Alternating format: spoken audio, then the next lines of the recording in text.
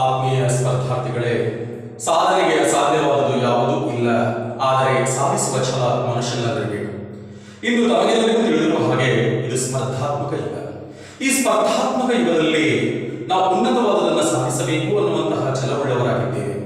ಆ ಕಾರಣದಿಂದಾಗಿ ಬಿಜಾಪುರದಲ್ಲಿ ಗೆಜ್ಜಿ ಕರಿಯರ್ ಅಕಾಡೆಮಿ ಸುರೇಶ್ ಗೆಜ್ಜಿ ಹಾಗೂ ಅನಿಲ್ ಬೆಳಗಲಿ ಸರ್ ನೇತೃತ್ವದಲ್ಲಿ ಆರಂಭಗೊಳ್ಳುತ್ತಿದೆ. ಈ ಅಕಾಡೆಮಿಯ ವಿಶೇಷತೆಗಳು ಅಂತ ನಾವು ನೋಡಿದಾಗ, ಈ ಅಕಾಡೆಮಿಯಲ್ಲಿ 10-12 ವರ್ಷಗಳ ಸ್ಪರ್ಧಾತ್ಮಕ ತರಬೇತಿ ಕೇಂದ್ರಗಳಲ್ಲಿ ಉಪನ್ಯಾಸಕರಾಗಿ ಕಾರ್ಯವನ್ನು ನಿರ್ವಹಿಸಿರುವಂತಹ ಉಪನ್ಯಾಸಕರ ಬಳಗವನ್ನೇ ಹೊಂದಿದೆ. ಆ ನಿಟ್ಟಿನಲ್ಲಿ ಸುರೇಶ್ ಗೆಜ್ಜಿ, ಅನಿಲ್ ಬೆಳಗಲಿ ಸರ್, ವಿಜಯ್ ಕುಮಾರ್ ಮಮದಾಪುರ್ ಸರ್ ಹಾಗೂ ಶಿಕ್ಷಣಿ ತೇಲಿಯವರು, ಶ್ರೀಮತಿ MS ಬಿರಾದಾರ್ ಮೇಡಮ್ ಅವರು, ಜೊತೆಗೆ ಡಾಕ್ಟರ್ ಜಗದೀಶ್ ಪ್ರಸಾದ್ ಅವರು, ಇವರೆಲ್ಲರ ಉಪನ್ಯಾಸದ ಜೊತೆಗೆ ಇಂದು ಸರ್ಕಾರಿ ನೌಕರಿಯನ್ನು ಪಡೆದು ಉನ್ನತ ಹುದ್ದೆಗಳಲ್ಲಿ tahsildar, assistant commissioner, SP, DC ಹಲವಾರು ಉನ್ನತ ಹುದ್ದೆಗಳನ್ನು ಅಲಂಕರಿಸಿರುವಂತಹ ಅನೇಕ ಸಾಧಕರು ನಮ್ಮೊಂದಿಗೆ ಇದ್ದಾರೆ. ಜೊತೆಗೆ ಅವರೆಲ್ಲರೂ ಸಹಿತ ಮುಂದಿನ ದಿನಮಾನಗಳಲ್ಲಿ ಸರ್ಕಾರ ಈ ಲಾಕ್ಡೌನ್ ಅನ್ನುವಂಥದ್ದನ್ನ ತೆರವುಗೊಳಿಸಿದ ನಂತರದಲ್ಲಿ, ನಾವು ಆಫ್ಲೈನ್ ತರಗತಿಯನ್ನು ಆರಂಭಿಸಿದಂತಹ ಸಂದರ್ಭದಲ್ಲಿ ಆ ಎಲ್ಲ ಪರಿಣಿತ ಅಧಿಕಾರಿಗಳು ಸಹಿತ ಬಂದು ನಿಮ್ಮೊಂದಿಗೆ ವಿಷಯವನ್ನ ಹಂಚಿಕೊಳ್ಳುತ್ತಾರೆ. ಜೊತೆಗೆ ಎಸ್ಸೆ ರೈಟಿಂಗ್ ಆಗಿರಬಹುದು, ಪ್ರಚಲಿತ ಘಟನೆಗಳ ಬಗ್ಗೆ ಆಗಿರಬಹುದು, ಹಲವಾರು ಸ್ಪರ್ಧಾತ್ಮಕ ಪರೀಕ್ಷೆಯ ದೃಷ್ಟಿಕೋನವನ್ನಿಟ್ಟುಕೊಂಡೇ ಏನಪ್ಪಾ ಅಂದ್ರೆ ಬೋಧನೆಯನ್ನ ನೀಡಲಾಗುವುದು. ಜೊತೆಗೆ ಜೀವನದಲ್ಲಿ ಬದುಕುವುದು ಹೇಗೆ, ಜೀವನವನ್ನು ಸಾಗಿಸುವುದು ಹೇಗೆ, ಹೀಗೆ ಹಲವಾರು ವಿಷಯಗಳೊಂದಿಗೆ ವ್ಯಕ್ತಿತ್ವ ವಿಕಸನದ ಕ್ಲಾಸ್ಗಳನ್ನು ಸಹಿತ ತೆಗೆದುಕೊಳ್ಳಲಾಗುವುದು. ವಿದ್ಯಾರ್ಥಿಗಳೇ, ಗೆಜ್ಜಿ ಕರಿಯರ್ ಅಕಾಡೆಮಿಯ ಧ್ಯೇಯ ಏನಿದೆ ಅಂತಂದ್ರೆ ವಿದ್ಯಾರ್ಥಿಗಳ ಸರ್ವತೋಮುಖ ಬೆಳವಣಿಗೆಯೇ ಅವರ ಗುರಿಯಾಗಿದೆ. ದಯವಿಟ್ಟು ಈ ಅಕಾಡೆಮಿ ಹುಟ್ಟಿದ್ದು ನಿಮ್ಮೆಲ್ಲರ ಪ್ರೋತ್ಸಾಹ, ನಿಮ್ಮೆಲ್ಲರ ಪ್ರೀತಿ ವಿಶ್ವಾಸದಿಂದಲೇ ಈ ಅಕಾಡೆಮಿ ವಿಜಯಪುರದಲ್ಲಿ ನಿಮ್ಮೆಲ್ಲರ ಬೆಂಬಲದ ಮೇರೆಗೆ ಉದಯವಾಗಿದೆ. ವಿದ್ಯಾರ್ಥಿಗಳೇ, ನಿಮ್ಮ ಯಾವುದೇ ಒಂದು ಆಸೆ ಆಕಾಂಕ್ಷೆಗಳಿಗೆ ತೊಂದರೆಯಾಗದಂತೆ, ಧಕ್ಕೆಯಾಗದಂತೆ ನೋಡಿಕೊಳ್ಳುವುದು ನಮ್ಮೆಲ್ಲರ ಜವಾಬ್ದಾರಿಯಾಗಿದೆ. ಇಂತಹ ಒಂದು ಜವಾಬ್ದಾರಿಯುತವಾದಂತಹ ಸಂಸ್ಥೆಗೆ ನೀವು ಬಂದು ನಿಮ್ಮ ವಿದ್ಯಾರ್ಥಿಗಳನ್ನ ಅಥವಾ ನಿಮ್ಮ ಸಹೋದರ ಸಹೋದರಿಯರನ್ನ ಕಳುಹಿಸಿ ಅವರನ್ನ ಸಹಿತ ಏನಪ್ಪಾ ಅಂದ್ರೆ ಜ್ಞಾನವಂತರನ್ನಾಗಿಸಿ ಮುಂದಿನ ಸ್ಪರ್ಧಾತ್ಮಕ ಯುಗದಲ್ಲಿ ಒಬ್ಬ ಸ್ಪರ್ಧಾರ್ಥಿಯಾಗಿ ಹೊರಹೊಮ್ಮಿ ಯಶಸ್ಸನ್ನು ಕಾಣುವ ನಿಟ್ಟಿನಲ್ಲಿ ಮಾಡುವ ಒಂದು ಪ್ರಯತ್ನ ಈಗಾಗಲೇ ನನ್ನ ವಿದ್ಯಾರ್ಥಿ ಬಳಗ ಮಾಡುತ್ತಿದೆ. ಜೊತೆಗೆ ನೀವು ಸಹಿತ ಒಮ್ಮೆ ನಮ್ಮ ಅಕಾಡೆಮಿಗೆ ಬಂದು ಏನಪ್ಪಾ ಅಂದ್ರೆ ಸ್ಪರ್ಧಾರ್ಥಿಗಳು ತರಬೇತಿಯನ್ನು ಪಡೆದಲ್ಲಿ ಬಹಳ ಯಶಸ್ವಿಯಾಗಿ ನೀವು ಮುನ್ನುಗ್ಗುತ್ತೀರಿ ಅನ್ನುವಂತಹ ಭರವಸೆಯನ್ನ ನಾವು ಕೊಡುತ್ತೇವೆ. ಆ ನಿಟ್ಟಿನಲ್ಲಿ ವಿದ್ಯಾರ್ಥಿಗಳೇ, ಈ ಅಕಾಡೆಮಿಯ ಸಂಸ್ಥಾಪಕರಾಗಿ ಸುರೇಶ್ ಗೆಜ್ಜಿಯವರು, ಅನಿಲ್ ಸರ್ ಬೆಳಗಲಿಯವರು ಹಾಗೂ ಈ ಅಕಾಡೆಮಿಯ ಸಮಗ್ರ ಮಾಹಿತಿಯನ್ನ ಮುಟ್ಟಿಸುವುದಾಗಲಿ, ವಿದ್ಯಾರ್ಥಿಗಳಿಗೆ ತಲುಪಿಸುವುದಾಗಲಿ, ಇಂತಹ ಎಲ್ಲ ಕಾರ್ಯಗಳಲ್ಲಿ ಏನಪ್ಪಾ ಅಂತಂದ್ರೆ ನಮ್ಮೊಂದಿಗೆ ಪರಶುರಾಮ್ ಗೋಟೂರ್ ಅವರು ಇದ್ದಾರೆ. ಅವರೆಲ್ಲರನ್ನು ನೀವು ಪ್ರೀತಿಯಿಂದ ಮೋದಿ ಅಂತಲೇ ಸಂಬೋಧಿಸುತ್ತಿದ್ದೀರಿ. ಆ ಪರಶುರಾಮ್ ಗೋಟೂರ್ ಅವರು ಸಹಿತ ಈ ನಮ್ಮ ಗೆಜ್ಜಿ ಕರಿಯರ್ ಅಕಾಡೆಮಿಯ ಸಂಚಾಲಕರು ಹಾಗೂ ಹಿತೈಷಿಗಳಾಗಿ ನಮಗೆ ಏನಪ್ಪಾ ಅಂದ್ರೆ ಸಹಕಾರವನ್ನು ನೀಡುತ್ತಿದ್ದಾರೆ. ಜೊತೆಗೆ ಅನೇಕ ಎಲ್ಲ ಹಿರಿಯರ ಗಣ್ಯರ ಆಶೀರ್ವಾದದೊಂದಿಗೆ ನಾವು ಈ ಅಕಾಡೆಮಿಯನ್ನು ಆರಂಭಿಸಿದ್ದೇವೆ. ಅದೇ ಈಗಾಗಲೇ ನೀವು ಏನಪ್ಪಾ ಅಂತಂದ್ರೆ ಈ ಗೆಜ್ಜಿ ಕರಿಯರ್ ಅಕಾಡೆಮಿ ಅನ್ನುವಂತಹ ಟೆಲಿಗ್ರಾಮ್ ಗ್ರೂಪು ಆರಂಭವಾಗಿದೆ. ಹಾಗೂ ಏನಪ್ಪಾ ಯೂಟ್ಯೂಬ್ ಅನ್ನುವಂಥದ್ದನ್ನ ಗೆಜ್ಜಿ ಕರಿಯರ್ ಅಕಾಡೆಮಿ ಅನ್ನುವಂಥದ್ದನ್ನ ಯೂಟ್ಯೂಬ್ದಲ್ಲಿ ನಾವು ಆರಂಭ ಮಾಡಿದ್ದೇವೆ. ದಯವಿಟ್ಟು ನೀವು ಮುಂದಿನ ದಿನಮಾನಗಳಲ್ಲಿ ಇನ್ನೂ ಹೆಚ್ಚಿನ ವಿಷಯಗಳನ್ನ ನಾವು ನಿಮ್ಮೊಂದಿಗೆ ಹಂಚಿಕೊಳ್ಳುವವರಿದ್ದೇವೆ. ಜೊತೆಗೆ ಏನಪ್ಪಾ ಅಂದ್ರೆ ಅತಿ ಮುಖ್ಯವಾಗಿರುವಂತಹ ವಿಷಯಗಳ ಬೋಧನೆಯಾಗಿರಬಹುದು, ಇಂಪಾರ್ಟೆಂಟ್ ವಿಷಯಗಳ ಬಗ್ಗೆ ಆಗಿರಬಹುದು, ಹಾಗೂ ಏನಪ್ಪಾ ಅಂದ್ರೆ ಸರ್ಕಾರ ನಡೆಸುತ್ತಿರುವ ಪರೀಕ್ಷೆಗಳ ಬಗ್ಗೆ ಮಾಹಿತಿಯಾಗಿರಬಹುದು, ಹಾಗೂ ಉನ್ನತ ಅಧಿಕಾರಿಗಳಿಂದ ಅಥವಾ ಉನ್ನತ ವ್ಯಕ್ತಿತ್ವವನ್ನು ಹೊಂದಿದವರಿಂದ ವ್ಯಕ್ತಿತ್ವ ವಿಕಸನ ಕ್ಲಾಸ್ಗಳನ್ನಾಗಿರಬಹುದು, ಇವೆಲ್ಲವುಗಳನ್ನು ಅಪ್ಲೋಡ್ ಮಾಡ್ತಾನೇ ಇರ್ತೀವಿ. ನಿಮ್ಮ ಬಾಂಧವ್ಯ ಸದಾ ಉಳಿಯಬೇಕು ಅನ್ನುವಂತಹ ನಿಟ್ಟಿನಲ್ಲಿ ಈ ನಮ್ಮ ಪ್ರಯತ್ನ. ಈ ಪ್ರಯತ್ನಕ್ಕೆ ನೀವೇನು ಮಾಡಬೇಕು? ಏನೂ ಮಾಡಬೇಡಿ ವಿದ್ಯಾರ್ಥಿಗಳೇ. ದಯವಿಟ್ಟು ಯೂಟ್ಯೂಬ್ ಗೆಜ್ಜಿ ಕರಿಯರ್ ಅಕಾಡೆಮಿ ಎನ್ನುವಂತಹ ಚಾನಲ್ಗೆ ಸಬ್ಸ್ಕ್ರೈಬ್ ಆಗಿ ನಿಮ್ಮ ಪ್ರೀತಿ, ನಿಮ್ಮ ವಿಶ್ವಾಸ ಸದಾ ನನ್ನೊಂದಿಗೆ ಇರಲಿ. ಈ 10-12 ವರ್ಷಗಳಿಂದ ನಮ್ಮ ಬಳಗ ನನ್ನ ಪ್ರೋತ್ಸಾಹದೊಂದಿಗೆ ಇದೆ, ಇನ್ನು ಇರುತ್ತದೆ ಎನ್ನುವಂತಹ ಬಲವಾದ ನಿಮ್ಮ ನಂಬಿಕೆಯೊಂದಿಗೆ ನಾವು ಈ ಅಕಾಡೆಮಿಯನ್ನು ಆರಂಭಿಸಿದ್ದೇವೆ. ಇದು ಗೆಜ್ಜಿ ಕರಿಯರ್ ಅಕಾಡೆಮಿ ಅಲ್ಲ, ನಿಮ್ಮ ಅಕಾಡೆಮಿ, ನಿಮ್ಮ ಅಕಾಡೆಮಿ, ನಿಮ್ಮ ಅಕಾಡೆಮಿ. ಈ ಅಕಾಡೆಮಿಯನ್ನು ಬೆಳೆಸುವುದು ಇದನ್ನು ಅಭಿವೃದ್ಧಿಪಡಿಸುವುದು, ಇದರ ಕೀರ್ತಿಯನ್ನ ರಾಜ್ಯ ಮಟ್ಟದಲ್ಲಿ ಹಬ್ಬಿಸುವುದು ಇದೆಲ್ಲವೂ ನಿಮ್ಮ ಕೈಯಲ್ಲಿದೆ ಅಂತ ಹೇಳ್ತಾ ಮತ್ತೊಮ್ಮೆ ಮಗದೊಮ್ಮೆ ನನ್ನ ಎಲ್ಲ ಪ್ರೀತಿಯ ವಿದ್ಯಾರ್ಥಿಗಳಿಗೆ ಹೃದಯಪೂರ್ವಕವಾದ ಅಭಿನಂದನೆಗಳನ್ನು ಹೇಳ್ತಾ ಸಾಧನೆ ಸಾಧನೆ ಸಾಧನೆ, ಆ ಸಾಧನೆಯನ್ನು ನೀವು ಮಾಡೇ ಮಾಡ್ತೀರಿ, ಗೆದ್ದೆ ಗೆಲ್ತೀರಿ ಅನ್ನುವಂತಹ ಒಂದು ಭರವಸೆ ಇಟ್ಟುಕೊಂಡು ಇವತ್ತು ನೇರವಾಗಿ, ಯಾಕಂದ್ರೆ ನಮ್ಮ ಅಕಾಡೆಮಿ ಬಗ್ಗೆ ನಾನೇ ಹೇಳಿಕೊಳ್ಳುವುದರಲ್ಲಿ ಯಾವುದೇ ಅರ್ಥವಿಲ್ಲ ವಿದ್ಯಾರ್ಥಿಗಳೇ.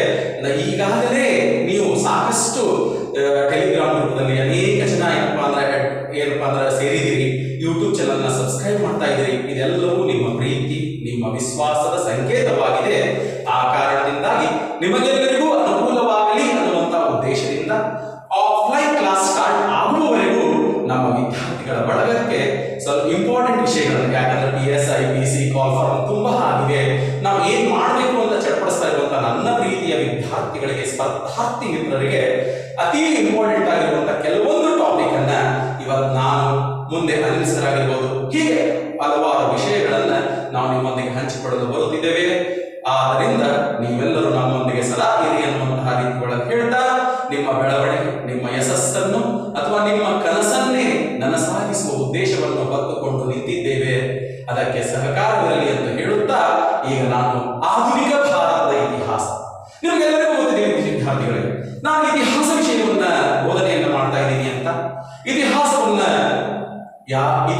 ಅಂದರೇನು, ಹೇಗೆ ಓದಬೇಕು ಅಥವಾ ಎಲ್ಲಿಂದ ಆರಂಭವಾಗಿ ಎಲ್ಲಿಗೆ ಮುಗಿತು ಅನ್ನುವಾಗ ಸಾಧ್ಯನೇ ಇಲ್ಲ. ಯಾಕಂತಂದ್ರೆ ನಿನ್ನೆ ನಡೆದ ಘಟನೆಗಳೆಲ್ಲವೂ ಇತಿಹಾಸವಾಯಿತು, ಹೌದಾ? ಆ ಕಾರಣದಿಂದಾಗಿ ಪರೀಕ್ಷಾ ದೃಷ್ಟಿಕೋನದಿಂದ ನಾವು ಇತಿಹಾಸ ವಿಷಯವನ್ನು ತೆಗೆದುಕೊಂಡಾಗ ಒಂದು ಸ್ಪರ್ಧಾತ್ಮಕ ಪರೀಕ್ಷೆಯಲ್ಲಿ ನಾವು ಇತಿಹಾಸ ವಿಷಯ ಅಂತ ತೆಗೆದುಕೊಂಡಾಗ ನಿಮ್ಗೆ ಹೇಳ್ತೀವಿ ವಿದ್ಯಾರ್ಥಿಗಳೇ, ಯಾವುದೇ ಪ್ರಶ್ನೆ ಪತ್ರಿಕೆ ತೆಗೆಯಿರಿ, PC ತೆಗೀರಿ, PSI ತೆಗೀರಿ, KS ತೆಗೀರಿ, PDO ತೆಗೀರಿ, ಬೇಕಾದ ಪ್ರಶ್ನೆ ಪತ್ರಿಕೆ ತೆಗೀರಿ. PDO ಒಳಗೆ ಒಂದು 3-4 ಕ್ವಶನ್ಗಳು ಬರಬಹುದು. TC ತೆಗೆದಾಗ ಪ್ರಶ್ನೆ ಪತ್ರಿಕೆಯಲ್ಲಿ ಕನಿಷ್ಠ 20 ಪ್ರಶ್ನೆಗಳು, PSI ತೆಗೆದಾಗ 20ರಿಂದ 25 ಪ್ರಶ್ನೆಗಳು ಇತಿಹಾಸದ ವಿಷಯವನ್ನು ಕುರಿತೇ ಬರ್ತವೆ. ಇದು ನಿಮಗೆಲ್ಲರಿಗೂ ಗೊತ್ತಿರುವಂತಹ ವಿಷಯ. ಅಂದಮೇಲೆ ಇತಿಹಾಸಕ್ಕೆ ಎಷ್ಟು ಇಂಪಾರ್ಟೆನ್ಸ್ ಇದೆ ಅನ್ನುವಂಥದ್ದು ನಿಮಗೆಲ್ಲರಿಗೂ ಗೊತ್ತಿದೆ. ಏನ್ ಸರ್ ಬಂದವರೆಲ್ಲ ತಮ್ಮ ವಿಷಯದ ಇಂಪಾರ್ಟೆನ್ಸ್ ಅನ್ನ ಹೇಳ್ತಾ ಇದ್ದಾರೆ. ಹೌದು, ಈ ಸ್ಪರ್ಧಾತ್ಮಕ ಪರೀಕ್ಷೆಯಲ್ಲಿ ಎಲ್ಲಾ ಸಬ್ಜೆಕ್ಟ್ಗಳು ಇಂಪಾರ್ಟೆನ್ಸ್ ಇದೆ, ಹೌದಾ? ಯಾಕಂದ್ರೆ ಅದು ಬರಂಗಿಲ್ಲ ಅಂತ ಬಿಡುವಂಗಿಲ್ಲ, ಇದು ಬರಂಗಿಲ್ಲ ಅಂತ ಬಿಡುವಂಗಿಲ್ಲ. ಸಮಗ್ರವಾದಂತಹ ಅಧ್ಯಯನವನ್ನ ಮಾಡುವುದೇ ನಮ್ದು ಏನಪ್ಪಾ ಅಂದ್ರೆ ಉದ್ದೇಶ, ಅದು ಸ್ಪರ್ಧಾರ್ಥಿಗಳ ಕರ್ತವ್ಯ ಅಂತ. ಆ ನಿಟ್ಟಿನಲ್ಲಿ ಇತಿಹಾಸವನ್ನ ನಾವು ನೋಡಿದಾಗ ಮುಖ್ಯವಾಗಿ ಅಧ್ಯಯನ ದೃಷ್ಟಿಯಿಂದ ನಾವು 4 ಭಾಗ ಅಂದ್ರೆ 3 ಭಾಗ ಮಾಡ್ತೀವಿ. ಪ್ರಾಚೀನ ಭಾರತ, ಮಧ್ಯಯುಗೀನ ಭಾರತ, ಆಧುನಿಕ ಭಾರತ ಅಂತ 3 ಭಾಗ ಮಾಡಿ ನಮ್ಮ ಅನುಕೂಲಕ್ಕಾಗಿ ಕರ್ನಾಟಕ ಇತಿಹಾಸ ಅಂತ ಹೇಳಿ ಟೋಟಲ್ 4 ಭಾಗಗಳನ್ನು ಮಾಡಿ ಅಧ್ಯಯನವನ್ನು ಮಾಡ್ತೀವಿ, ಹೌದಾ? ಆಮೇಲೆ ಇನ್ನು ಕೆಲವು ನನ್ನ ವಿದ್ಯಾರ್ಥಿಗಳ ಪ್ರಶ್ನೆ ಏನಪ್ಪಾ ಅಂದ್ರೆ, ಸರ್ ಪ್ರಾಚೀನದಾಗ ಹೆಚ್ಚು ಕೇಳ್ತಾನ, ಏನು ಮಧ್ಯಯುಗದಿಂದ ಹೆಚ್ಚು ಕೇಳ್ತಾನ, ಆಧುನಿಕದಾಗ ಕೇಳ್ತಾನ, ಏನು ಕರ್ನಾಟಕದಾಗ ಕೇಳ್ತಾನ? ಈ ಹಲವಾರು ಗೊಂದಲಗಳನ್ನು ಇಟ್ಕೊಂಡ್ಬಿಟ್ಟಿದೆ ವಿದ್ಯಾರ್ಥಿಗಳು. ಕೆಲವರು ಹೇಳ್ತಾರೆ ಸರ್ ಆಧುನಿಕ ಭಾರತದಾಗ ಬಹಳ ಹೆಚ್ಚು ಕೇಳ್ತಾರಂತ, ನಾ ಅದಕ್ಕೆ ಡ್ರೆಸ್ ಕೊಟ್ಟು ಹೋಗ್ತೀನಿ ಅಂತ. ಇನ್ನು ಕೆಲವರು ಹೇಳ್ತಾರೆ ಸರ್ ಈ ವರ್ಷ ಆಧುನಿಕ ಕೇಳ ಅನ್ಸಿದ್ರೆ ಮುಂದಿನ ವರ್ಷ ಏನ್ ಕೇಳ್ತಾರ ನನಗೂ ಗೊತ್ತಿಲ್ಲ ಸರ್ ಅಂತ. ಹೌದಾ ವಿದ್ಯಾರ್ಥಿಗಳೇ, ಒಂದು ಸ್ಪರ್ಧಾತ್ಮಕ ಪರೀಕ್ಷೆಗೆ ಬಂದ ಮೇಲೆ ಇವತ್ತು ನೀವು ಓದಾಕ ಕೂತ ಮೇಲೆ ಲಿಮಿಟೇಷನ್ ಹಾಕೋಬೇಡ, ಹೌದಾ? ಇವತ್ತಿನ ಆಧುನಿಕ ಭಾರತ ಅಂತ ತಿಳ್ಕೊಂಡು ಬಹಳಷ್ಟು ಅದನ್ನು ಸ್ಟಡಿ ಮಾಡಿದೆ. ಪ್ರಶ್ನೆ ಪತ್ರಿಕೆ ತೆಗೆಯುವ ನಾನಲ್ಲ, ನೀನಲ್ಲ, ಹೌದಾ? ಅದು ತೆಗೆಯುವ 3 ಒಳಗೆ ಏನಾದ್ರೂ ಹೆಚ್ಚು ಕಡಿಮೆ ಅಂತಂದ್ರೆ ಮಧ್ಯಯುಗೀನ ಹೆಚ್ಚು ಕೇಳ್ಬೋದು, ಪ್ರಾಚೀನ ಕೇಳ್ಬೋದು. ಅವಾಗ ಏನಂದ್ರೆ ಸರ್ ನಾ ಆಧುನಿಕ ಓದಿದ್ದಾರೆ ಸರ್, ವ್ಯರ್ಥ. ಇಲ್ಲ ಪ್ರಾಚೀನ ಬಹಳ ಓದಿ ಆಧುನಿಕ ಬಿಟ್ಟು ಆಧುನಿಕ ಮೇಲೆ ಸಿಕ್ಕಾಪಟ್ಟಿ ಕೇಳ್ಬಿಡ್ತಾರೆ. ಅದಕ್ಕೆ ನಿನ್ನಗೆ ಏನಪ್ಪಾ ಅಂತಂದ್ರೆ ಈ ಎಲ್ಲ ಹಿಂದಿನ ಪ್ರಶ್ನೆ ಪತ್ರಿಕೆಗಳನ್ನ ನೋಡಿದಾಗ ಏನದ ಅಂತ ನೋಡಿದಾಗ ಆನ್ ಅಂಡ್ ಎವರೇಜ್ ಅಂತ ನಾವು ನೋಡಿದಾಗ ಈ ಹಿಂದಿನ ಎಲ್ಲಾ ಪ್ರಶ್ನೆ ಪತ್ರಿಕೆಗಳನ್ನ ಅವಲೋಕನ ಮಾಡಿದಾಗ ಈ ಪ್ರಾಚೀನ ಒಂದು 4 ಕೇಳಿರ್ಬೋದು, ಮಧ್ಯಯುಗದಿಂದ ಒಂದು 5-6 ಕೇಳಿರ್ಬೋದು, ಹೌದಾ? ಆಮೇಲೆ ಮಾಡರ್ನ್ ಹಿಸ್ಟ್ರಿ ಒಳಗೆ 8 ಕೇಳ್ತಾನೆ ಅಂತ ತಿಳ್ಕೊಳ್ಳೋದು. ಅಂದ್ರೆ on and average modern history ಒಳಗೆ 1-2 ಮಾರ್ಕ್ಸ್ ಹೆಚ್ಚಿಗೆ ಕೇಳ್ತಾನ ಅಂತಾನೆ ಅರ್ಥ. ಅದಕ್ಕಾಗಿ ಸ್ವಲ್ಪ ಹೆಚ್ಚಿಗೆ ನಾವು ಸ್ಟ್ರೆಸ್ ಎಲ್ಲಿ ಕೊಡಬೇಕು, ಆಧುನಿಕ ಭಾರತದ ಇತಿಹಾಸ ಅಂತ ಕೊಡ್ತೀವಿ ಅಂತ. ಹಾಗೆ ಆಧುನಿಕ ಭಾರತಕ್ಕೆ ಸ್ಟ್ರೆಸ್ ಕೊಟ್ಟಿವಿ ಅಂತ ತಿಳ್ಕೊಂಡು ಪ್ರಾಚೀನ ಓದೋದು ಬಿಡಬಾರ್ದು, ಮಧ್ಯ ಓದಿನ ಓದೋದು ಬಿಡಬಾರ್ದು, ಕರ್ನಾಟಕ ಓದೋದು ಬಿಡಬಾರ್ದು. ಅರ್ಥ ಆಯ್ತಾ? ಅದಕ್ಕೆ ಹೇಳೋದು ಎಲ್ಲಾನು ಓದು, ಜೊತೆಗೆ ಒಂದು ಸ್ವಲ್ಪ ಆಧುನಿಕ ಭಾರತ ಹೆಚ್ಚಿಗೆ ಓದು ಅಂತ ಅರ್ಥ. ಡೀಪ್ ಆಗಿ ಎಲ್ಲರೂ ಓದಲೇಬೇಕು ಅಂತ, ಓಕೆನಾ? ಆ ನಿಟ್ಟಿನೊಳಗೆ ಇವತ್ತು ಆಧುನಿಕ ಎಲ್ಲಾ ವಿದ್ಯಾರ್ಥಿಗಳ ಬೇಡಿಕೆ ಏನಂತಂದ್ರೆ, ಸರ್ ನೀವು ಆಧುನಿಕ ಭಾರತ ಇತಿಹಾಸವನ್ನ ಸ್ವಲ್ಪ ನಮಗೆ ಇಂಟ್ರೊಡ್ಯೂಸ್ ಮಾಡಿಕೊಡಬೇಕು ಅನ್ನೋದು. ಇವತ್ತು ಆಧುನಿಕ ಭಾರತದ ಇತಿಹಾಸದ ಪರಿಚಯ ಮಾಡ್ತೀವಿ. ಅರ್ಥ ಆಯ್ತಾ? ಪಾಠ ಅಂತ ತಿಳ್ಕೊಬೇಡ, ಪರಿಚಯ ಅಂತ ಮಾಡ್ತೀವಿ. ಏನು ಸರ್ ಆಧುನಿಕ ಭಾರತಗಳು ಏನೇನು ಬರ್ತೇವೆ ಫಸ್ಟ್ ಇದನ್ನು ತಿಳ್ಕೋಬೇಕು. ಈಗ ನನಗೆ ರೋಗ ಯಾವುದಲ್ಲ ಅಂತ ತಿಳಿಲಾರದೆ ನಾನು ಟ್ರೀಟ್ಮೆಂಟ್ ಮಾಡ್ಲಿಕ್ಕೆ ಸಾಧ್ಯತೆ ಇಲ್ಲ. ಯಾವ ರೋಗಕ್ಕೆ ಯಾವ ರೀತಿಯ ಮದ್ದುಗಳನ್ನು ಕೊಡಬೇಕು, ಹೆಂಗೆ ವೈದ್ಯರ ಡಿಸಿಷನ್ ತಗೋತಾರೋ ಹಾಗೆ ಒಬ್ಬ ಸ್ಪರ್ಧಾತ್ಮಕ ಪರೀಕ್ಷೆಯ ಅಭ್ಯರ್ಥಿಯಾದ ನೀವುಗಳು ಆ ವಿಷಯವನ್ನ ಏನದ ಅನ್ನುವಂಥದ್ದನ್ನ ಕಂಟೆಂಟ್ ಅನ್ನ ತಿಳ್ಕೊಂಡು ನಾವು ಅಧ್ಯಯನವನ್ನ ಮಾಡಬೇಕಾಗ್ತದೆ. ಓಕೆನಾ? ಆ ನಿಟ್ಟಿನೊಳಗೆ ಇವತ್ತು ಆಧುನಿಕ ಭಾರತದ ಇತಿಹಾಸ ಅನ್ನುವಂತಹ ರೀತಿಯೊಳಗೆ ನಾವು ನೋಡಿದಾಗ, ಹೌದಾ, ಆಧುನಿಕ ಭಾರತದ ಇತಿಹಾಸ, ಹೌದಾ, ಆ ನಿಟ್ಟಿನೊಳಗೆ ನಾವು ಇವತ್ತು ನೋಡಿದಾಗ ಫಸ್ಟ್ ನಾವು ನೋಡೋದು ಭಾರತಕ್ಕೆ ಯುರೋಪಿಯನ್ನರ ಆಗಮನ ಅಂತ ಹೇಳಿ ನಾವು ನೋಡ್ತೀವಿ. ಏನಂತ? ಭಾರತಕ್ಕೆ ಯುರೋಪಿಯನ್ನರ ಆಗಮನ ಅಂತ ಹೇಳಿ ನಾವು ನೋಡ್ತೀವಿ. ಹೌದಾ? ಭಾರತಕ್ಕೆ ಯುರೋಪಿಯನ್ನರ ಆಗಮನ ಅಂತ ಇದ್ರೆ ಯಾರ್ಯಾರು ಬರ್ತಾರೆ ಸರ್ ನೋಡ್ತೀರಾ? ಈಗಾಗಲೇ ನಾವು ಪ್ರಾಚೀನ ಕಾಲದಿಂದ ಅಧ್ಯಯನ ಮಾಡಿದ್ದೀವಿ. ಹೌದಾ? ನಮ್ಮ ಭಾರತ ದೇಶ ಪ್ರಾಚೀನ ಕಾಲದಿಂದಲೂ ಸಹಿತ ನಿಮಗೆ ಹೇಳ್ತೀನಪ್ಪ, ವಿದೇಶಿಯರ ದಾಳಿಗೆ ತುತ್ತಾಗುತ್ತಲೇ ಬಂದಂತಹ ದೇಶ. ಹೌದಾ ವಿದ್ಯಾರ್ಥಿಗಳು? ಹಾಗಿದ್ಮೇಲೆ ಪ್ರಾಚೀನ ಭಾರತದ ಇತಿಹಾಸವನ್ನು ನೀವು ಅಧ್ಯಯನವನ್ನ ಮಾಡಿದಾಗ ಭಾರತದ ಮೇಲೆ ದಾಳಿ ಮಾಡಿದ ಮೊಟ್ಟ ಮೊದಲ ವಿದೇಶಿಯರು ಯಾರು? ಹೌದಾ? ಭಾರತದ ಮೇಲೆ ದಾಳಿ ಮಾಡಿದ ಮೊಟ್ಟ ಮೊದಲ ವಿದೇಶಿಯರು ಪರ್ಷಿಯನ್ನರು. ಪರ್ಷಿಯನ್ನರ ನಂತರ ಮೆಸಿಡೋನಿಯಾದ ಗ್ರೀಕರು ಬಂದರು. ಮೆಸಿಡೋನಿಯಾದ ಗ್ರೀಕರ ನಂತರದಲ್ಲಿ ಬ್ಯಾಕ್ಟ್ರಿಯನ್ ಗ್ರೀಕರು ಬಂದರು, ಶಕರು ಬಂದರು, ಹೂಣರು ಬಂದರು, ಪಾರ್ಥಿಯನ್ನರು ಬಂದರು, ಅರಬ್ಬರು ಬಂದರು, ತುರ್ಕರು ಬಂದರು, ಮಂಗೋಲರು ಬಂದರು.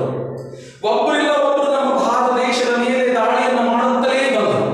ಆದ್ರೆ ಭಾರತಕ್ಕೆ ಕೊನೆಯದಾಗಿ ದಾಳಿ ಮಾಡಿದವರು ಅಂತ ನೋಡಿದಾಗ ಯುರೋಪಿಯನ್ನರ ಆಗಮನ ಅಂತ ಹೇಳ್ತೀವಿ. ಆ ಯುರೋಪಿಯನ್ನರಲ್ಲಿ ಯಾರ್ಯಾರು ಭಾರತಕ್ಕೆ ಬಂದರು ಅನ್ನೋದನ್ನು ನಾವು ನೋಡಿದಾಗ ಭಾರತಕ್ಕೆ ಮೊಟ್ಟ ಮೊದಲಾಗಿ ಆಗಮಿಸಿದಂತ ಯುರೋಪಿಯನ್ನರು ಅಂತ ನಾವು ನೋಡಿದಾಗ ಪೋರ್ಚುಗೀಸರು. ಯಾರು ಬರ್ತಾರೆ? ಪೋರ್ಚುಗೀಸರು ಬಂದರು. ಪೋರ್ಚುಗೀಸರ ನಂತರ ಡಚ್ಚರು ಬಂದರು. ಡಚ್ಚರ ನಂತರ ಯಾರು ಬಂದರು ಅಂತ ನಾವು ನೋಡಿದಾಗ ಡೇನರು ಬಂದರು. ಡೇನರ್ ನಂತರ ಇಂಗ್ಲಿಷರು ಬರ್ತಾರೆ. ಇಂಗ್ಲಿಷರ ನಂತರದಲ್ಲಿ ಫ್ರೆಂಚರು ಬರ್ತಾರೆ ಅಂತ ಹೇಳ್ತೀವಿ. ಹೌದಾ? ನೋಡಿ, ಭಾರತಕ್ಕೆ ಯುರೋಪಿಯನ್ನರ ಆಗಮನ, ಪೋರ್ಚುಗೀಸರು, ಫ್ರೆಂಚರು, ಡಚ್ಚರು, ಡೇನರು, ಇಂಗ್ಲಿಷರು, ಈ 5 ಜನರ ಆಗಮನ. ಹೌದಾ? ಈ 5 ಜನರ ಆಗಮನ ಆದಂತಹ ಸಂದರ್ಭದಲ್ಲಿ ನಿಮಗೆ ಹೇಳಬೇಕು ಅಂತಂದ್ರೆ ಈ ಭಾರತಕ್ಕೆ ಯುರೋಪಿಯನ್ನರ ಆಗಮನ ಆಯಿತು. ಹೌದಾ? ಪೋರ್ಚುಗೀಸರು ಫಸ್ಟಿಗೆ ಬಂದು ತಮ್ಮ ವಸಾಹತುಗಳನ್ನು ಸ್ಥಾಪಿಸಿದರು. ಎಲ್ಲಿ ಸ್ಥಾಪಿಸಿದ್ರು, ಏನು ಸ್ಥಾಪಿಸಿದ್ರು, ಹೆಂಗೆ ಮಾಡಿದ್ರು, ಏನು ಮಾಡಿದ್ರು, ಇದೆಲ್ಲವನ್ನು ನಾವು ಮುಂದಿನ ದಿನಮಾನಗಳಲ್ಲಿ ನೀವು ಹೇಳ್ತಾ ಇದ್ದೀನಿ. ಈ ವಿಷಯದ ಪರಿಚಯವನ್ನ ಮಾಡಿಕೊಡ್ತಾ ಇದ್ದೀನಿ. ಅರ್ಥ ಆಯ್ತಾ ನಿಮಗೆ? ಆಧುನಿಕ ಭಾರತ ಇತಿಹಾಸ ಅಂದ್ರೆ ಏನು ಅನ್ನೋದು ಒಂದು ಪರಿಚಯ. ಹೌದು, ಇವರು ಬಂದರು, ಪೋರ್ಚುಗೀಸರು ಬಂದರು, ವಸಾಹತು ಸ್ಥಾಪಿಸಿದ್ರು, ವ್ಯಾಪಾರ ಮಾಡಿದ್ರು. ಭಾರತದಲ್ಲಿ ಅವರಿಗೆ ಬೆಳವಣಿಗೆಗೆ ಅವಕಾಶ ಸಿಗಲಿಲ್ಲ, ಅವನತಿಯನ್ನು ಅವರು ಹೋದರು ಅಂತ. ಇನ್ನು ಡಚ್ಚರು ಬಂದರು, ಅವ್ರದ್ದು ಪರಿಸ್ಥಿತಿ ಏನೇನಿತ್ತು ಅವರು ವಾಪಸ್ ಹೋದರು. ನಂತರ ಡೇನರ್ ಬಂದರು, ಅವರಿಗಂತೂ ಬ್ರಿಟಿಷರೊಂದಿಗೆ ಪೈಪೋಟಿ ಮಾಡುವುದೇ ಸಾಧ್ಯವಾಗಲಿಲ್ಲ, ಅವರು ವಾಪಸ್ ಹೋದರು ಅಂತ. ಇನ್ನು ಭಾರತದಲ್ಲಿ ಫ್ರೆಂಚರು ಮತ್ತು ಬ್ರಿಟಿಷರು ವ್ಯಾಪಾರಕ್ಕಾಗಿ ಪೈಪೋಟಿಯನ್ನು ನಡೆಸಿದರು. ನೋಡಿ, ತಾವು ಬಂದಿದ್ದು ಇಂಗ್ಲೆಂಡ್ ಮತ್ತು ಫ್ರಾನ್ಸ್ನಿಂದ. ಇಂಗ್ಲಿಷರು ಇಂಗ್ಲೆಂಡ್ನಿಂದ ಬಂದರು, ಫ್ರಾನ್ಸರು ಅಂತ ಫ್ರೆಂಚರು ಅಂತ ಕರಿತೀವಿ. ಇವರಿಬ್ಬರು ವ್ಯಾಪಾರಕ್ಕಾಗಿ ಬಂದು ನಮ್ಮ ದೇಶದಲ್ಲಿ ವ್ಯಾಪಾರಕ್ಕಾಗಿ ಪೈಪೋಟಿಗಳನ್ನು ನಡೆಸಿದರು. ಹೌದಾ? ಇವುಗಳಲ್ಲಿ ನಾವು ಏನಂತ ಓದಿದ್ವಿ? ಆಂಗ್ಲೋ ಫ್ರೆಂಚ್ ಪೈಪೋಟಿ ಅಥವಾ 3 ಕಾರ್ನಾಟಿಕ್ ಯುದ್ಧಗಳು ಅಂತ ಹೇಳಿ ಗೊತ್ತಿದೆ. ಈ 3 ಕಾರ್ನಾಟಿಕ್ ಯುದ್ಧಗಳು ಯಾವ ಒಪ್ಪಂದದೊಂದಿಗೆ ಮುಕ್ತಾಯವಾದವು ಅಂತ ಹೇಳಿದಾಗ ಎಕ್ಸ್ಲಾ ಚಾಪೆಲ್, ಹೌದಾ, ಪಾಂಡಿಚೇರಿ, ಪ್ಯಾರಿಸ್. ಅದಕ್ಕಾಗಿ ನಾವು ನೋಡಿದಾಗ ಏಕ್ ಪಾಪ್ಯ ಅನ್ನುವಂಥ ಒಪ್ಪಂದದೊಂದಿಗೆ ಮುಕ್ತಾಯವಾಗಿದ್ದು 3 ಕಾರ್ನಾಟಿಕ್ ಯುದ್ಧಗಳು. ಈ 3 ಕಾರ್ನಾಟಿಕ್ ಯುದ್ಧಗಳಲ್ಲಿ ಫ್ರೆಂಚರು ಸಂಪೂರ್ಣವಾಗಿ ಸೋತಂತಹ ಸಂದರ್ಭದಲ್ಲಿ ಭಾರತದಲ್ಲಿ ಪ್ರಬಲರಾಗಿ ಉಳಿದುಕೊಂಡವರು ಯಾರಪ್ಪ ಅಂತ ಹೇಳಿದಾಗ ಬ್ರಿಟಿಷ್, ಇಂಗ್ಲಿಷರು ಅನ್ನುವಂತಹ ವ್ಯಕ್ತಿಗಳು ಭಾರತದಲ್ಲಿ ಉಳಿದುಕೊಂಡರು. ಹೌದಾ? ಇವರಿಗೆ ನೋಡಿ, ಬ್ರಿಟಿಷರಿಗೆ ಏನಂತ ಕರೀತೀರಿ ನಾವು? ಬ್ರಿಟಿಷರು, ಬ್ರಿಟನ್ನರು, ಆಂಗ್ಲರು. ಹೌದಾ? ಲಾಸ್ಟ್ ತಾವಾಗಿ ಹೇಳ್ತೀವಿ ಕೆಂಪು ಕೋತಿಗಳು ಅಂತ ಹೇಳಿ ಕರೀತೀವಿ. ಹೌದಾ? ಇವರು ಕೇವಲ ಭಾರತಕ್ಕೆ ಆಡಳಿತದ ವ್ಯಾಪಾರದ ಉದ್ದೇಶಕ್ಕಾಗಿ ಬಂದರು. ಇಡೀ ನಮ್ಮ ಸಮಗ್ರ ಭಾರತೀಯರ ಮನಸ್ಸುಗಳನ್ನು ಅರತರು, ರಾಜಕೀಯ ಪರಿಸ್ಥಿತಿಗಳನ್ನು ತಿಳ್ಕೊಂಡ್ರು.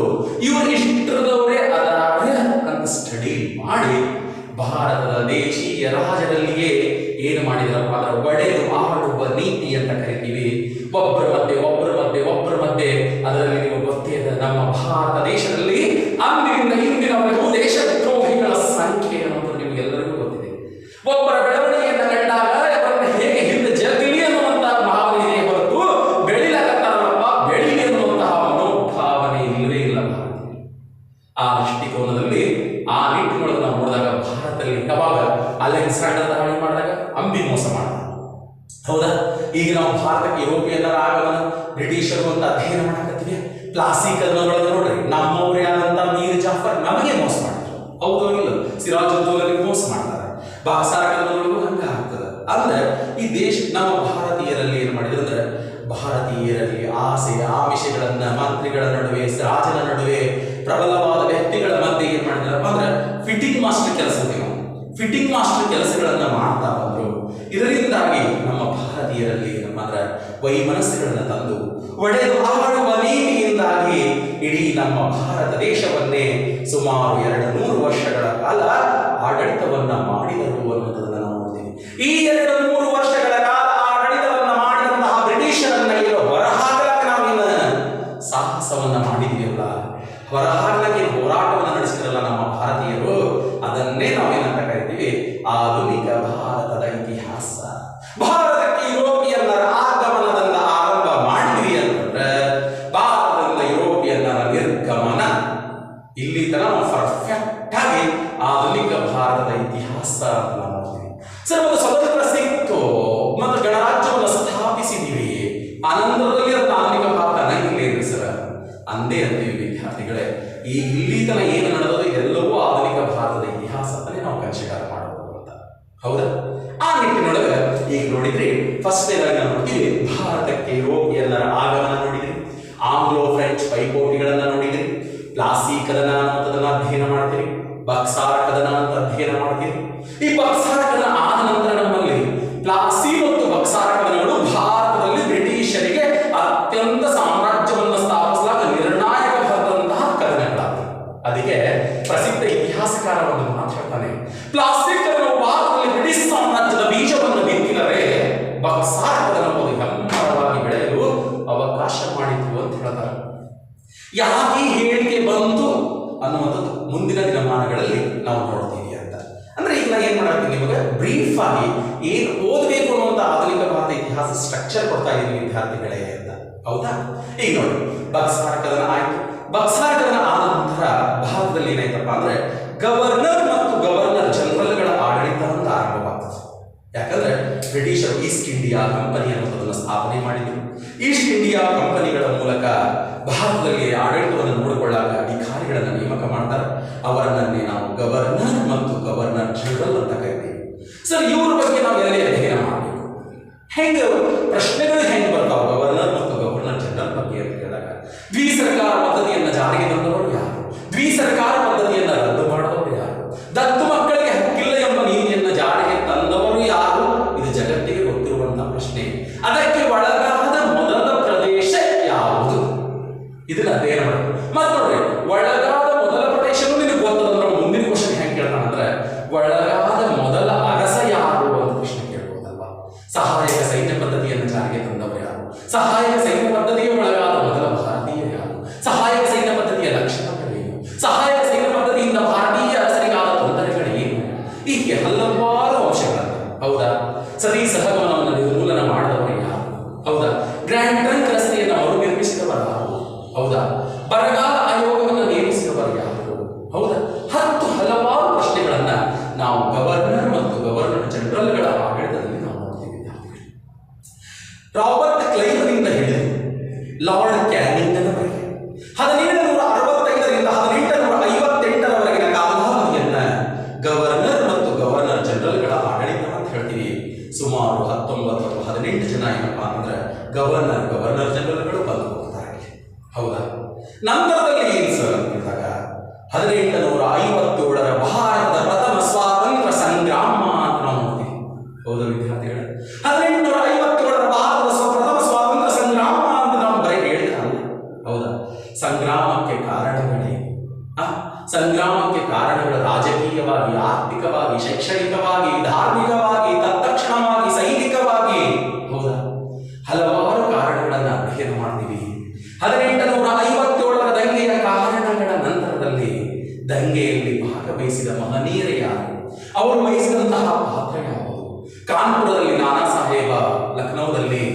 ನೋಡಿದಾಗ ಕಾನ್ಪುರದಲ್ಲಿ ನಾನಾ ಸಾಹೇಬ ತಾತ್ಯಾ ಟೋಪಿ, ಲಕ್ನೋದಲ್ಲಿ ಹಜರತ್ ಬೇಗಮ್ಮ, ಬಿಹಾರದಲ್ಲಿ ಕುನ್ವರ್ ಸಿಂಗ್, ಬರೇಲಿಯಲ್ಲಿ ಖಾನ್ ಬಹದ್ದೂರ್, ಝಾನ್ಸಿಯಲ್ಲಿ ರಾಣಿ ಲಕ್ಷ್ಮೀಬಾಯಿ, ಹೌದಾ, ಮಥುರಾದಲ್ಲಿ ದೇವಿ ಸಿಂಗ್, ಆಸಾಮದಲ್ಲಿ ಮಣಿರಾಮ್ ದತ್ತ, ಒಡಿಸಾದಲ್ಲಿ ಸುರೇಂದ್ರ ಸಾಯಿ, ಸುರಪುರದಲ್ಲಿ ವೆಂಕಟಪ್ಪ ನಾಯಕ, ನರಗುಂದದಲ್ಲಿ ಬಾಬಾ ಸಾಹೇಬ, ಮುಂಡರಗಿಯಲ್ಲಿ ಭೀಮರಾವ, ಹಲಗಲಿಯಲ್ಲಿ ಜಗಡ್ಯಾ ಮತ್ತು ಬಾಳ್ಯ ಅನ್ನುವಂತಹ ಬೇಡರು, ದೆಹಲಿಯಲ್ಲಿ ಭಗತ್ ಖಾನ್, ಹೌದಾ, ಮೀರತ್ನಲ್ಲಿ ಕಲಂ ಸಿಂಗ್, ಅಲಹಾಬಾದಲ್ಲಿ ಲಿಯಾಕತ್ ಅಲಿ ಖಾನ್, ಹೌದಾ.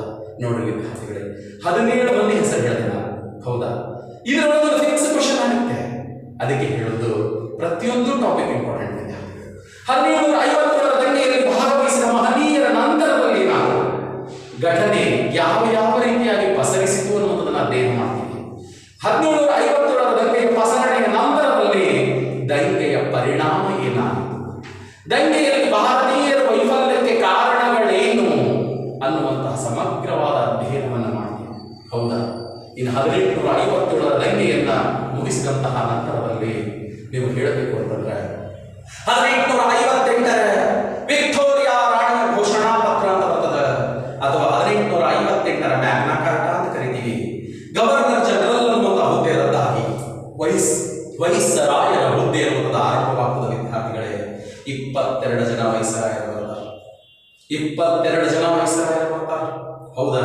ಲಾರ್ಡ್ ಕ್ಯಾನಿಂಗ್ನಿಂದ ಹಿಡಿದು ಲಾರ್ಡ್ ಮೌಂಟ್ ಬ್ಯಾಟನ್ ಅಂತ ಹೇಳಿ ನಾವು ನೋಡ್ತೀವಿ ಸರ್, ಹೌದಾ.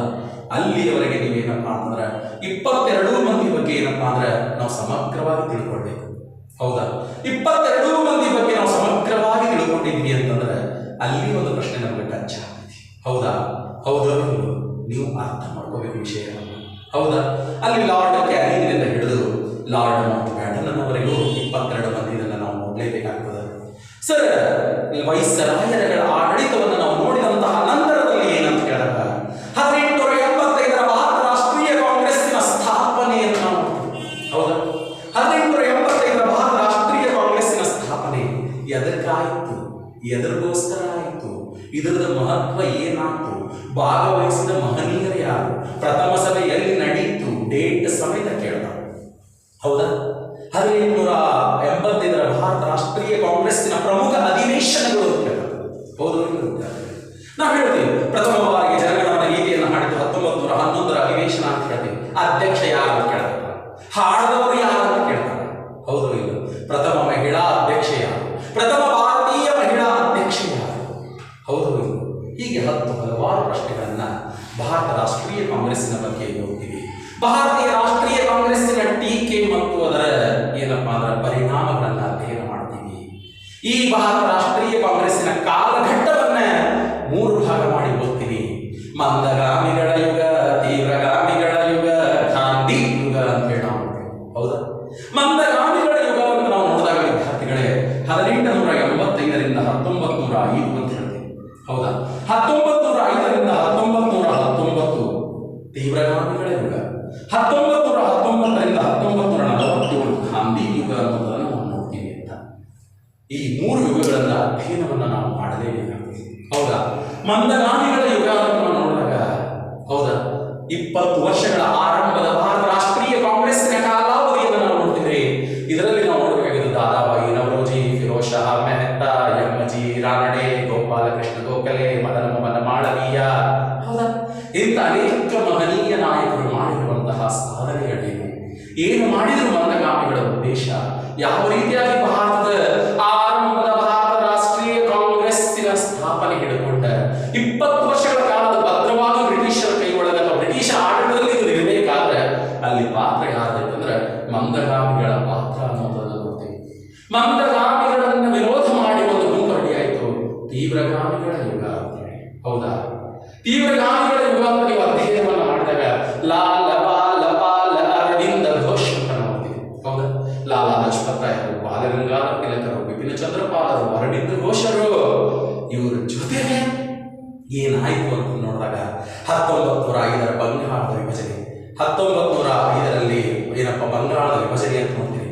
1906 ಮುಸ್ಲಿಂ ಲೀಗ್ ಸ್ಥಾಪನೆ, 1907 ಸೂರತ್ ಒಡಗು ಬಿಕ್ಕಟ್ಟು ಅಂತ ನೋಡ್ತೀವಿ. 1914 ಹೋಮರೂರು ಚಳುವಳಿ ಅಂತ ಹೇಳಿ ನಾವು ನೋಡಬೇಕು. 1916 ಹೋಮರೂರು ಚಳುವಳಿ ಅಂತ ಹೇಳಿ ನಾವು ನೋಡ್ತೀವಿ ಅಂತ. 1919 ರೌಲಟ್ ಕಾಯ್ದೆ, 1919ರ ಜಲಿಯನವಾಲಾ ಬಾಗ್ ದುರಂತ ಅಂತ ಹೇಳಿ ಇವೆಲ್ಲವುಗಳನ್ನು ನಾವಿಲ್ಲಿ ಅಧ್ಯಯನ ಮಾಡ್ತೀವಿ. ಯಾವುದಪ್ಪ ಅಂದ್ರೆ ಯಾವುದು ತೀವ್ರಗಾಮಿಗಳ ಯುಗ ಅಂತ ಹೇಳಿ ನಾವು ನೋಡ್ತೀವಿ. ಇನ್ನ ನೆಕ್ಸ್ಟ್ ಎಲ್ಲಿಗೆ ಬರ್ತೀವಿ ಅಂತಂದ್ರೆ ಗಾಂಧಿ ಯುಗ ಅನ್ನೋದನ್ನು ಬಂದಾಗ ಆಧುನಿಕ ಭಾರತದ ಕೀಲಿ ಕೈ ಅಂತ ಹೇಳ್ತಾರೆ. ಈ ಗಾಂಧಿ ಯುಗ ಅನ್ನೋದು ಏನಿದೆಯಲ್ಲ 1919 ತನ ನಾವು ಪರ್ಫೆಕ್ಟ್ ಆಗಿ ನೋಡಿದ್ರೆ ಹೇಳ್ತೀವಿ ವಿದ್ಯಾರ್ಥಿಗಳೇ, ಯಾವುದೇ ಪರೀಕ್ಷೆಯನ್ನು ತಗೊಳ್ಳಪ್ಪ 3 ಮಾರ್ಕ್ಸ್ ಕವರ್ ಆಗಲೇಬೇಕು, 3 ರಿಂದ 4 ಮಾರ್ಕ್ಸ್ ಬರೋದೇ ಇಲ್ಲಿ ಅಂತ ಹೇಳಿ ನಾವು ನೋಡ್ತೀವಿ. ಹೌದಾ? ಮಹಾತ್ಮ ಗಾಂಧೀಜಿಯವರ ಜೀವನ, ಹೌದಾ?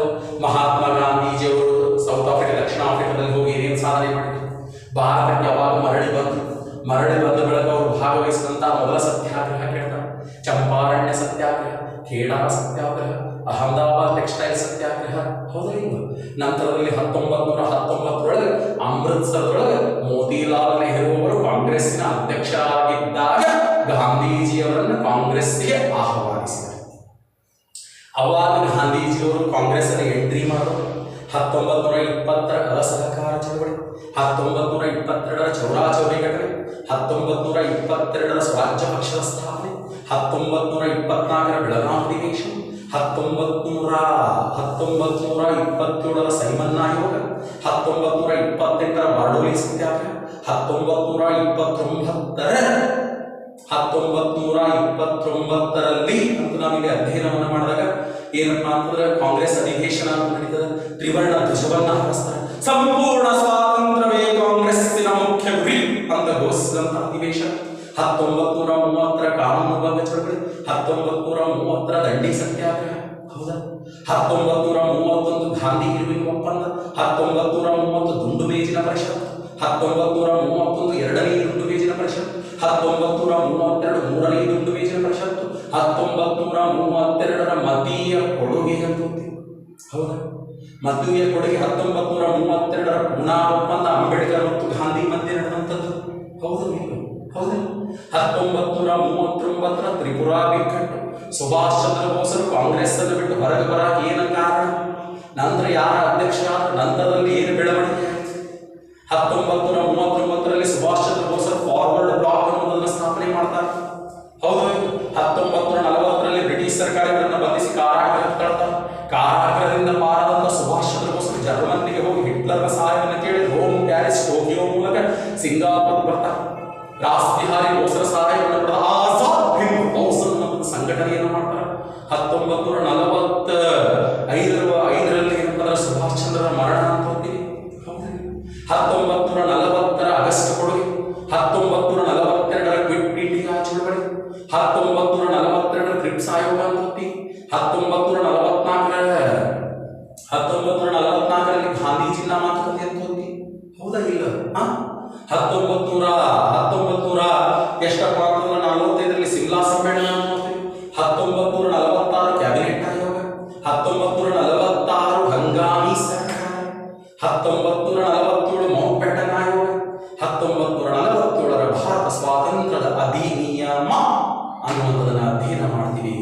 ಆ ಅಧಿನಿಯಮದ ಹೋರಾಟದ ಫಲದಿಂದ ಭಾರತಕ್ಕೆ ಸ್ವಾತಂತ್ರ್ಯ ಅನ್ನುವಂಥದ್ದನ್ನು ನಾವು ನೋಡ್ತೀವಿ ವಿದ್ಯಾರ್ಥಿಗಳು, ಹೌದಾ? ಇದರ ಜೊತೆಗೆ ನೆಕ್ಸ್ಟ್ ಏನಾಯ್ತಪ್ಪ ಅಂತ ಕೇಳಿದಾಗ ಸ್ವತಂತ್ರ ಸಿಕ್ಕ ನಂತರದಲ್ಲಿ ನಮ್ಮ ಸಂವಿಧಾನದ ಬೆಳವಣಿಗೆ, ಸಂವಿಧಾನದ ಕರಡು ಸಮಿತಿಯ ಅಧ್ಯಕ್ಷರಾಗಿ ಸಂವಿಧಾನದಲ್ಲಿ ಎಷ್ಟು ಜನ ಕಾರ್ಯನಿರ್ವಹಿಸಿದರು, ಭಾರತ ಸಂವಿಧಾನವನ್ನು ಅಂಗೀಕರಿಸಿದ ದಿನ 1950 ಜನವರಿ 26 ಗಣರಾಜ್ಯೋತ್ಸವವನ್ನು ಆಚರಿಸಿದ್ದೀವಿ ಅನ್ನುವಂಥದ್ದನ್ನು ನಾವು ನೋಡ್ತೀವಿ, ಹೌದಾ? ಇನ್ನು ಇದರ ಜೊತೆ ಆಧುನಿಕ ಭಾರತದ ಇತಿಹಾಸವನ್ನು ನಾವು ಅತಿ ಮುಖ್ಯವಾಗಿ ನೋಡುವಂತಹ ಕದನಗಳು ಅಂತ ನಾವು ನೋಡಿದಾಗ ಪ್ಲಾಸಿ ಕದನ ನೋಡಿದ್ವಿ, ಬಕ್ಸಾರ್ ಕದನ ನೋಡಿದ್ವಿ, 4 ಆಂಗ್ಲೋ ಮೈಸೂರು ಯುದ್ಧಗಳನ್ನು ನೋಡಬೇಕು, 3 ಆಂಗ್ಲೋ ಮರಾಠ ಯುದ್ಧಗಳನ್ನು ನೋಡಬೇಕು, 3 ಆಂಗ್ಲೋ ಬರ್ಮಾ ಯುದ್ಧಗಳನ್ನು ನೋಡಬೇಕು, 3 ಆಂಗ್ಲೋ ಅಫ್ಘಾನ್ ಯುದ್ಧಗಳನ್ನು ನೋಡಬೇಕು. ನಂತರದಲ್ಲಿ ನೀವು ಹೇಳ್ತೀವಿ ಆಂಗ್ಲೋ ನೇಪಾಳ ಯುದ್ಧ ಅನ್ನೋದನ್ನು ನೋಡ್ತೀವಿ, ಆಂಗ್ಲೋ ಸಿಖ್ ಯುದ್ಧಗಳು ಅಂತ ಹೇಳಿ ನಾವು ನೋಡ್ತೀವಿ, ವಾಂಡಿ ವಶ್ ಕದನ ಅಂತ ಹೇಳಿ ನಾವು ನೋಡ್ತೀವಿ. ಈ ಎಲ್ಲವುಗಳನ್ನು ಸಮಗ್ರವಾಗಿ ನಾವೇನಪ್ಪ ಅಂದ್ರೆ ಅಧ್ಯಯನವನ್ನು ಮಾಡ್ತೀವಿ ವಿದ್ಯಾರ್ಥಿಗಳೇ. ಭಾರತಕ್ಕೆ ಯುರೋಪಿಯನ್ನರ ಆಗಮನದಿಂದ ಭಾರತದಿಂದ ಯುರೋಪಿಯನ್ನರ ನಿರ್ಗಮನ ಅನ್ನುವಂಥದ್ದನ್ನು ಓದಬೇಕಾಗ್ತದೆ. 1961ರಲ್ಲಿ ಗೋವಾ ವಿಮೋಚನೆ ಅಂತ ಏನು ಓದ್ತೀವಲ್ಲ, ಅಲ್ಲಿ ನಾವು ಭಾರತದ ಯುರೋಪಿಯನ್ನರಿಂದ ಮುಕ್ತರಾದಿವಿ ಎನ್ನುವಂತಹ ರೀತಿ ಒಳಗೆ ನಾವು ನೋಡ್ತೀವಿ ವಿದ್ಯಾರ್ಥಿಗಳು. ಆತ್ಮೀಯ ವಿದ್ಯಾರ್ಥಿಗಳೇ, ನಿಮಗೆ ಅನಿಸಿರ್ಬೋದು, ಏನಪ್ಪ ಈ ಮಾಸ್ತರ ಅರ್ಧ ತಾಸು ಬಡ ಬಡ ಭಾರತಕ್ಕೆ ಯೋಗ್ಯನರ ಆಗಮನ ಅಥವಾ ಒಮ್ಮೆ ನಿರ್ಗಮನ ಮಾಡಿಬಿಟ್ಟನಲ್ಲ ಅಂತ. ವಿದ್ಯಾರ್ಥಿಗಳೇ, ನಾನು ಇವತ್ತು ನಿಮಗೆ ಹೇಳಿರುವುದು ಬರೀ ಒಂದು ಪರಿಮಿಡಿ ಅಂತ. ಆಧುನಿಕ ಭಾರತದ ಇತಿಹಾಸದ ಪರಿಮಿಡಿ ಅಂತ, ಇಂಡೆಕ್ಸ್ ಅಂತ ಕರಿತೀವಿ, ಹೌದಾ? ಇಷ್ಟೆಲ್ಲವನ್ನು ನಾವು ಸಮಗ್ರವಾಗಿ ಅಧ್ಯಯನವನ್ನ ಮುಂದಿನ ದಿನಮಾನಗಳಲ್ಲಿ ಹಂತ ಹಂತವಾಗಿ ನಿಮ್ಮೊಂದಿಗೆ ನಾನು ಹಂಚಿಕೊಳ್ಳಲು ಸದಾ ಸಿದ್ಧನಿರುತ್ತೇನೆ ಅಂತ ಹೇಳ್ತಾ, ಮತ್ತೊಮ್ಮೆ ಮೊಗದೊಮ್ಮೆ ಏನಪ್ಪ ಅಂತಂದ್ರೆ ಇಲ್ಲೇನಪ್ಪ ಅಂದ್ರೆ ಹೆಜ್ಜಿ ಕರೆಯರ್ ಅಕಾಡೆಮಿ ವಿಜಯಪುರ ಸದಾ ನಿಮ್ಮ ಸೇವೆಗಾಗಿ ಸಿದ್ಧವಿದೆ. ವಿದ್ಯಾರ್ಥಿಗಳೇ, ಆದಷ್ಟು ಏನಪ್ಪ ಅಂತಂದ್ರೆ ಸಬ್ಸ್ಕ್ರೈಬ್ ಆಗುವುದರ ಮೂಲಕ, ಜೊತೆಗೆ ನಿಮ್ಮ ಸ್ನೇಹಿತರಿಗೆ ಹೇಳುವುದರ ಮೂಲಕ, ಮುಂದೆ ಲಾಕ್ಡೌನ್ ಮುಗಿದ ನಂತರ ಮತ್ತೆ ನಾವೇನಪ್ಪ ಅಂದ್ರೆ ಆಫ್ಲೈನ್ ಕ್ಲಾಸ್ಗಳನ್ನ ಸ್ಟಾರ್ಟ್ ಮಾಡ್ತಾ ಇದ್ದೀವಿ. ನಿಮ್ಮ ಪ್ರೋತ್ಸಾಹ, ನಿಮ್ಮ ಒಂದು ಪ್ರೀತಿ ಸದಾ ನಮ್ಮ ಮೇಲೆ ಹೀಗೆ ಇರಲಿ ಅಂತ ಹೇಳ್ತಾ, ಇನ್ನು ಈ ನಮ್ಮ ಅಕಾಡೆಮಿಯ ಅತಿ ಹೆಚ್ಚಿನ ಇನ್ಫಾರ್ಮೇಶನ್ಗಳನ್ನ ನೀವು ಕಲೆಕ್ಟ್ ಮಾಡ್ಕೊಳ್ಳಿಕ್ಕೆ ಅಥವಾ ಮಾಹಿತಿಯನ್ನು ಪಡೀಲಿಕ್ಕೆ ಇಚ್ಛೆಯನ್ನು ಪಟ್ಟಲ್ಲಿ ನನ್ನ ಪ್ರೀತಿಯ ಸ್ಪರ್ಧಾರ್ಥಿಗಳೇ, ದಯವಿಟ್ಟು ಈ ಕೆಳಗಿನ ಇಮೇಲ್ ನಂಬರ್ಗಳಿಗೆ ಏನಪ್ಪ ಅಂದ್ರೆ ಕಾಲನ್ನು ಮಾಡಬೇಕಾಗಿ ವಿನಂತಿ. ಮೊದಲೇದಾಗಿ 9606656226 ಪರಶುರಾಮ್ ಗೋಟೂರ್ ಅಥವಾ ಮೋದಿ ಅಂತ ಹೇಳಿದ್ರೆ ಅವನ ನಂಬರ್ ಇದೆ. ನೆಕ್ಸ್ಟ್ 6363011401 ಇದು Anil sir mental ability king ಅವ್ರದ್ದೇನಪ್ಪ ಅಂದ್ರೆ ಇದು ನಂಬರ್ ಇದೆ ಅನ್ನೋದನ್ನ ನಾವು ನೋಡ್ತಾ ಇದ್ದೀವಿ. ಅವರಿಗೂ ಸಹಿತ ನೀವೇನಪ್ಪ ಕಾಂಟ್ಯಾಕ್ಟ್ ಮಾಡಬಹುದು ಅಂತ.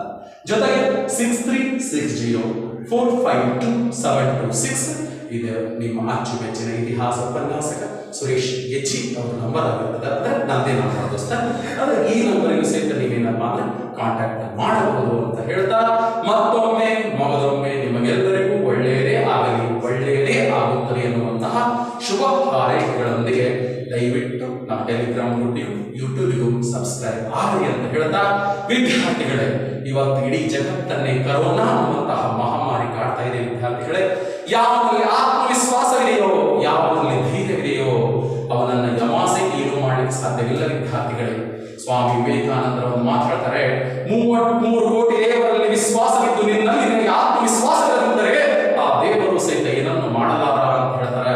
ಅದಕ್ಕೆ ವಿದ್ಯಾರ್ಥಿಗಳೇ, ಮೊದಲು ಆತ್ಮವಿಶ್ವಾಸ ಆತ್ಮವಿಶ್ವಾಸವೇ ಜಗತ್ತನ್ನು ಗೆಲ್ಲುತ್ತದೆ. ವಿದ್ಯಾರ್ಥಿಗಳೇ, ಆ ಆತ್ಮವಿಶ್ವಾಸ, ಆ ಧೈರ್ಯ ನಿಮ್ಮಲ್ಲಿದೆ. ಧೈರ್ಯವಂತರಾಗಿ ಎದುರಿಸಿ, ಯಾವುದೇ ರೀತಿಯಾಗಿ ಕರೋನಾದಿಂದ ಭಯಪಡಬೇಡಿ. ದೇವರು ಒಳ್ಳೆಯದನ್ನೇ ಮಾಡ್ತಾನೆ ಅಂತ ತಿಳಿದುಕೊಂಡು ಸಿಂಟಮ್ಸ್ ಇದ್ರೂ ಹಾಗೆ ಕೂಡಬೇಡ್ರಿ. ಯಾಕಂದ್ರೆ ಭಗವಂತ ವಿವೇಚನಾ ಶಕ್ತಿ ಕೊಟ್ಟಾನೆ. ಅಂದಮೇಲೆ ವೈದ್ಯರನ್ನು ಸಂಪರ್ಕಿಸಿ ಸೂಕ್ತವಾದಂತಹ ಚಿಕಿತ್ಸೆಯನ್ನು ಪಡೆದ್ರೆ ಯಶಸ್ವಿಯಾಗಿ ಆಗ್ತೀವಿ. ದಯವಿಟ್ಟು ರೋಗದಿಂದ ಭಯ ಪಡಬೇಡಿ, ಧೈರ್ಯವಾಗಿರಿ ಅಂತ ಹೇಳ್ತಾ, ಮತ್ತೊಮ್ಮೆ ನಿಮಗೆಲ್ಲರಿಗೂ ಒಳ್ಳೆಯದೇ ಆಗುತ್ತದೆ ಎಂಬ ಶುಭ ಹಾರೈಕೆಗಳೊಂದಿಗೆ ಇವತ್ತಿನ ಒಂದು ಕ್ಲಾಸ್ ಅನ್ನ ಮುಕ್ತಾಯಗೊಳಿಸ್ತೀನಿ. ವಿದ್ಯಾರ್ಥಿಗಳೇ, ಮುಂದಿನ ಕ್ಲಾಸ್ ಅನ್ನ ಅನಿಲ್ ಬೆಳಗಲಿ ಸರ್ ಅವರು ಮೆಂಟಲ್ ಎಬಿಲಿಟಿ ಕ್ಲಾಸ್ ಅನ್ನು ತೆಗೆದುಕೊಳ್ತಾರೆ.